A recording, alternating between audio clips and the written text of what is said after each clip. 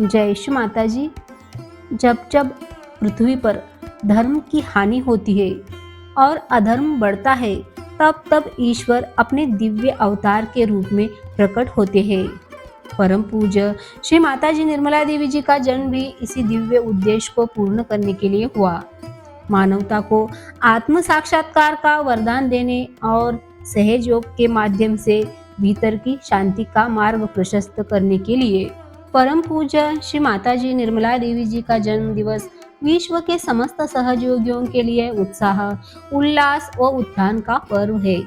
मां का जन्म 21 मार्च 1923 में मध्य प्रदेश के छिंदवाड़ा जिले में हुआ है। छिंदवाड़ा भारत के मध्य में है और इस दिन सूर्य भूमध्य रेखा से कर्क रेखा तक अपनी यात्रा आरंभ करता है। इस दिन और रात बराबर होते हैं। इस प्रकार परम पूज्य श्री माता जी पूर्ण संतुलित स्थान और संतुलित काल में अवतरित हुई। उनके द्वारा परिवर्तन, सहयोग, ध्यान साधना मानव जीवन को संतुलन प्रदान करता है। मानव भूतकाल और भविष्य काल के मध्य वर्तमान में पूर्ण संतुलन के साथ स्थित रहता है। श्री माता जी का जन्म मात्र संयोग नहीं है, बल्कि एक पूर्व नियोजित घटना है। श्री माता जी इस घोर कलयुग में तब अवतरित हुई जब उनके इस आध्यात्मिक ज्ञान की संसार को सबसे ज्यादा जरूरत थी। श्री माता जी की आध्यात्मिक आंतरिक चेतना के परिणाम स्वरूप ही उन्होंने मानवीय चेतना विकास के लिए गहन चिंतन किया और वो मानव जाति का विकास के लिए वो अग्रसर रही। अपनी गहन ध्यान, तपस्या और दूरदर्शिता के परिणाम स्वरूप उन्होंने जनमानस को आंतरिक और आध्यात्मिक ऊर्जा के स्तोत्र और संचरण का ज्ञान दिया। मानव उत्थान के लिए वो सर्वोपरि सहयोग ज्ञान जीवन को परिवर्तन देता है। आज एक ऐसा दौर है जब संपूर्ण विश्व में अशांति व्याप्त है। हम अपने आप को इस अशांति का हिस्सा बनने से नहीं रोक सकते। परम पूज्य श्री माता जी द्वारा प्रदत्त सहयोग हमें सारी अशांति से तटस्थ करता है, क्योंकि हम तटस्थ रहते हैं और इसीलिए हमारे आसपास की घटनाओं से प्रभावित होकर प्रतिक्रिया नहीं करते।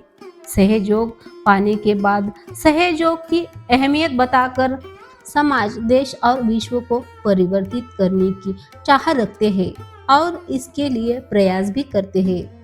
श्री माता जी ने इस दिव्य ऊर्जा से मानव को नवजीवन दिया। सहयोग मानवीय चेतना से जुड़ा हुआ है। सहयोग में उतरने के बाद हम समझ पाते हैं कि हमारे अंदर व्याप्त ईश्वरीय शक्ति कुंडलिनी कितनी सहजता से जागृत होती है और हमें ईश्वरीय साम्राज्य से जोड़ देती है। यह एक जागृत क्रिया है और हाथों से वह सिर के तालु भाग से प्रवाहित चैतन्य से हमें इस जागृति का बोध होता है। हम सहयोगी अपने अनुभव के आधार पर यह मानते हैं कि सहयोग ध्यान प्रक्रिया हमारे विकास की अंतिम सीढ़ी है। कुंडलिनी नाम सदैव एक रहस्य रहा है और सालों पूर्व हमारे ऋषि मुनि इस कुंडलिनी शक्ति को प्राप्त करने हेतु गहन एकांत साधना, कठिन हठयोग करते थे, लेकिन इसे बिरले योगियों ने भी प्राप्त किया।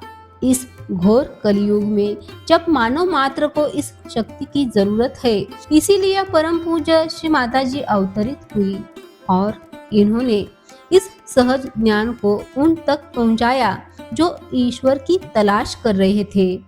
अब जरूरत है कि यह ज्ञान संपूर्ण विश्व में फैले ताकि शांति प्रस्थापित हो सके और माँ के जन्म का उद्देश्य सार्थक हो सके। जब जब अधर्म बढ़ता है, तब तब ईश्वर का आगमन होता है।